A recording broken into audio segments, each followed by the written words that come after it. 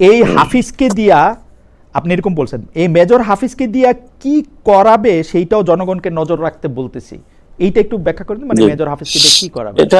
এটা একটা ভালো জিনিস আপনি উত্থাপন করেছেন। প্রথমত হলো আমাদের এখন যিনি অস্থায়ী রাষ্ট্রপতি উনি হলো একজন ক্যান্টনমেন্টের মানে ব্যাকগ্রাউন্ডের লোক।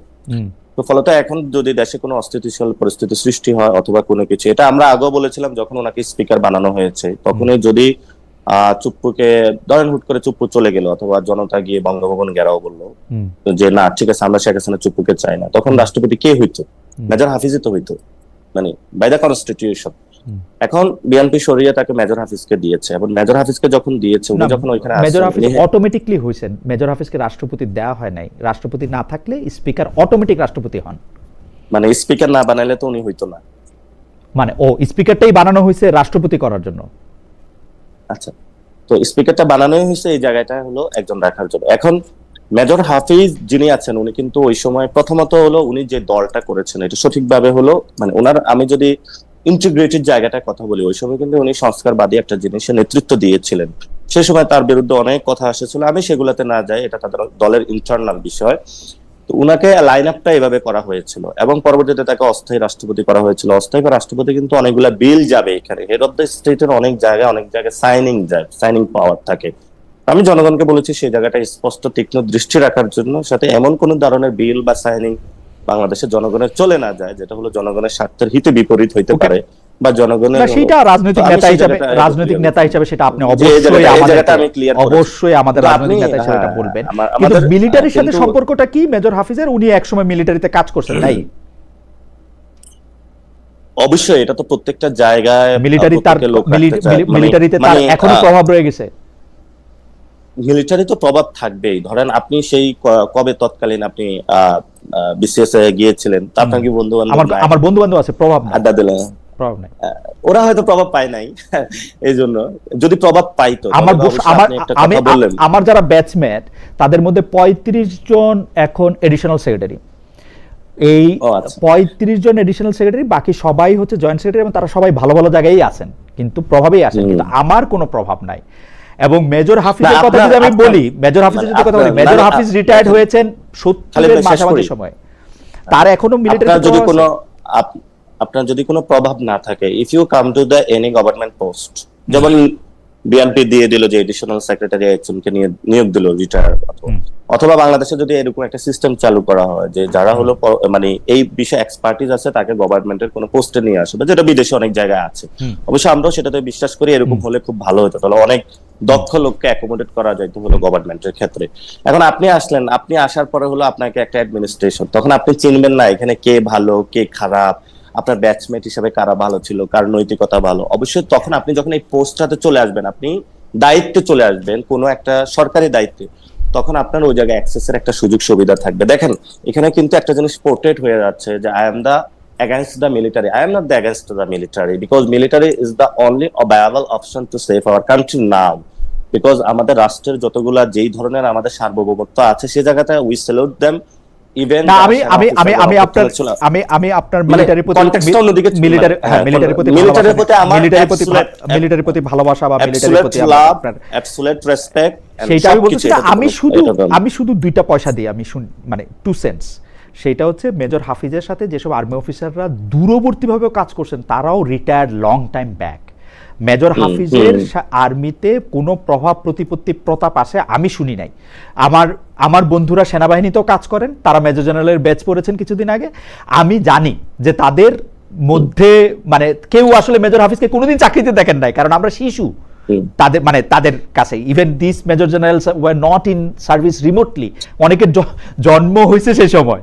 তো সো এইটা আমি 2 পয়সা দিলাম আর কি। আচ্ছা যাই হোক, আমি একটু না আপনি আপনার মানে যখন একজন আর্মি পার্সন থাকে, সাধারণত যে কোনো সৈনিক বা যে কোনো অফিসার যখন অনেক সিনিয়র থাকে তাকে রেসপেক্ট করে। আপনি দেখেন ক্যান্টনমেন্ট থেকে জন্ম নেওয়া যে বিএনপি যে দলটা আছে, এটার প্রতি এখন একটা ক্যান্টনমেন্টের একটা ভালোবাসা কাজ করে। যেমন বেগম জিয়াকে ওনারা সম্মান করতো, কেন করতো?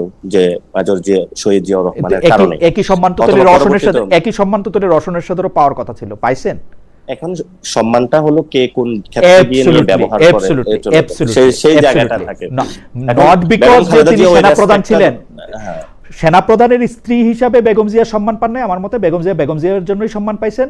সেনাপ্রধানের স্ত্রী রসের সাথে ছিল। এটা সর্ব জায়গায় থাকে। ধরেন আপনি এক প্রতিষ্ঠান থেকে পড়াশোনা করছেন, আপনারা একসাথে কলিগ কাজ করেন, পরবর্তীতে আপনি যখন বলবেন যে আমি ঢাকা ইউনিভার্সিটি বা রাজশাহী ইউনিভার্সিটিতে পড়াশোনা করব, সো ওইখানে একটা বন্ডিং থাকে। মিলিটারি বলা হয়ে থাকে army is always the army, ঠিক আছে, উনি নন সার্ভিস হোক সার্ভিস হোক, তারা ওই ধরনের তাদের একটা বন্ডিং আছে। আমি এটাকে রেসপেক্ট করি, কারণ এই ধরনের বন্ডিং থাকলে যারা এক্স হয়ে যায় তাদের এক্সপার্টিস গুলো কাজে লাগানো যায় এবং এটা সামগ্রিক ভাবে। আমি ওই জায়গাটা থেকে বলেছিলাম। তো ফলত এখানে ধরেন আমরা মানে আগের যে প্রশাসন ছিল অনেক জায়গাতে দেখা গেছে যে নন সার্ভিস থেকে, ধরেন আপনি প্রশাসনের নাই অথবা প্রশাসনে কাজ করে নাই, এই ধরনের একজনকে আপনি হলো প্রশাসনের ক্ষেত্রে যে মুখ্য সচিব বা কিছু তৈরি করে দেখবেন, এটা ডিসফাংশন কাজ করে। ডিসিরা এসপিরা বা অন্য যারা আছে তারা কথা শুনতে যায় না, ও কি বুঝে এভাবে বলবে, ও কি এই ব্যাচের বা আমাদের এই ইনস্টিটিউশন সম্পর্কে কিছু বুঝে। অথবা এই যে ডাক্তাররা আন্দোলন করতেছে, যখন আপনি অ্যাডমিন ক্যাডার থেকে নিয়ে ডাক্তারদেরকে পলিসির ক্ষেত্রে চাপায়া দিচ্ছেন যে ডাক্তাররা এটা এইভাবে করতে হবে, কিন্তু ডাক্তাররা তখন বলে উঠে যে আমার এই ধরনের প্রয়োজন, উনি এটা কি বুঝে। ফলত যখন ধরেন একজন যে স্বাস্থ্য অধিদপ্তর বা কোনো ক্ষেত্রে যখন একজন ডাক্তার ব্যাকগ্রাউন্ডের, তাহলে এটা একটা অ্যাফিনিটি থাকে। এই অ্যাফিনিটিটা হলো আপনি কখনো অস্বীকার করতে পারবেন না। এটা হলো পৃথিবীর চিরাচরিত।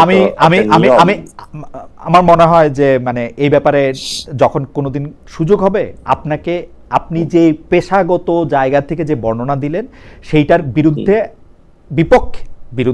বিপক্ষে আমি 3000 প্রমাণ দিতে পারবো যে ডাক্তারদের এই এফিনিটির বিপক্ষে সবচেয়ে বেশি দাঁড়াইছে, যার জন্য আগের ডাক্তারের পজিশনে অনেক ভালো পজিশন পাইছে তাকে সবচেয়ে খারাপ পজিশন দেওয়া, অধ্যাপকদের বিরুদ্ধে দাঁড়াইছে, সাংবাদিকরা আপনি আবার আর্মিদের সবচেয়ে আপনি আবার ভুল করতেছেন। আমি যে জায়গাটা হলো কথা বলতে চাইছি, যেমন স্বাস্থ্য অধিদপ্তরের যিনি ডিজি হয়ে থাকে বা স্বাস্থ্য অধিদপ্তর যিনি যারা পলিসি মেক করে, ধরেন আমাদের পলিসি মেক করে সাংবাদিকতার একজন নন সাংবাদিক, আপনার বললো কিভাবে বাংলাদেশের সাংবাদিক না, এটা আমি অনেক সাংবাদিকরাও পলিসি মেক করতে গিয়ে খুব খারাপ পলিসি মেক করতে দেখছি। আর আমি বলতেছি না, আমি আপনার কথা আমি বুঝতে পারছি পাটোয়ারি, আপনার কথা যেমন হলো এখানে যেমন আলী রিয়াজ স্যার তো হলো ল ব্যাকগ্রাউন্ডের না, কিন্তু হলো বাংলাদেশের হলো ওয়ান অফ দা, উনি হলো কনস্টিটিউশনে খুব ভালো বুঝে। কেমনে বুঝছেন আপনি ভালো বুঝে? আমি কথা বলেছি অন্য বাংলাদেশে যারা কনস্টিটিউশনাল এক্সপার্ট আছে তাদের সাথেও কথা বলেছি, তাত্ত্বিক জায়গাটা ওনার মনে হচ্ছে আমার কাছে আন্ডারস্ট্যান্ডিং, আপনার কাছে খারাপ হতে পারে না। আমি খারাপ ভালোর কথাই বলতেছি না, যে আপনি কেমনে জাজ করলেন, মানে আমি একটা কথা বলি আর কি, এটা একটা গুরু কথা। আপনি কেমনে বুঝছেন, মানে আপনাকে যদি, যেমন আমাকে যদি এখন কয়েকটা পাথরের খণ্ডের মধ্যে থেকে একটা হীরা খুঁজে নিয়ে আসতে বলে, আমি যেহেতু হীরা চিনি না, আমি ওই পাথরের খণ্ডটা থেকে হীরা বাইর করতে পারবো না। আপনি যদি কনস্টিটিউশনে অনেক সাউন্ড হন, কেবলমাত্র তখনই আপনি বুঝতে পারবেন যে আলী রিয়াজ স্যার কনস্টিটিউশনের সাউন্ড। আমি সেই জায়গা থেকে আপনাকে প্রশ্ন করছি, আপনি কেমনে বুঝছেন?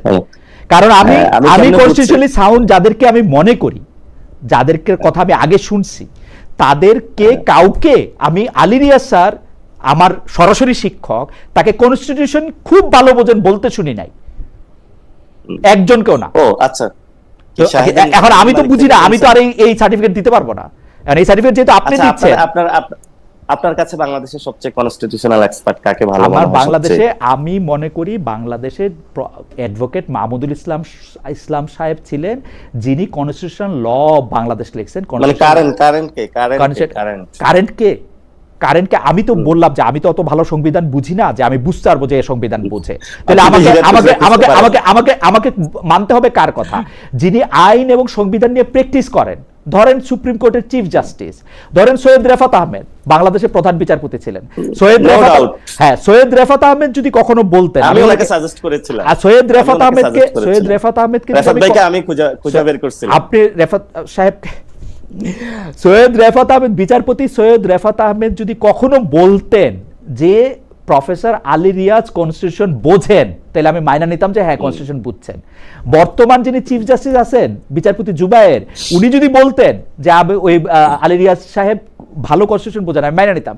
যারা এই যে আক্তার ইমাম সাহেব আছেন, শাহাদিন মালিক আছেন, যারা এটা নিয়ে প্র্যাকটিস করতেছেন, তারা যদি বলতেন আমি মাইনা নিতাম। আমি কি আপনার প্রশ্ন জবাব দিতে পারলাম? পারলেন, কিন্তু ওনারা জুলাই সনদ বা রিফর্ম বাংলাদেশে একটা কনস্টিটিউশনাল মৌলিক পরিবর্তন হওয়ার দরকার, ওই জিনিসটা কখনো উপলব্ধি করতে পারলেন না। মানে আচ্ছা ঠিক আছে, সেটা আরেকটা তর্ক।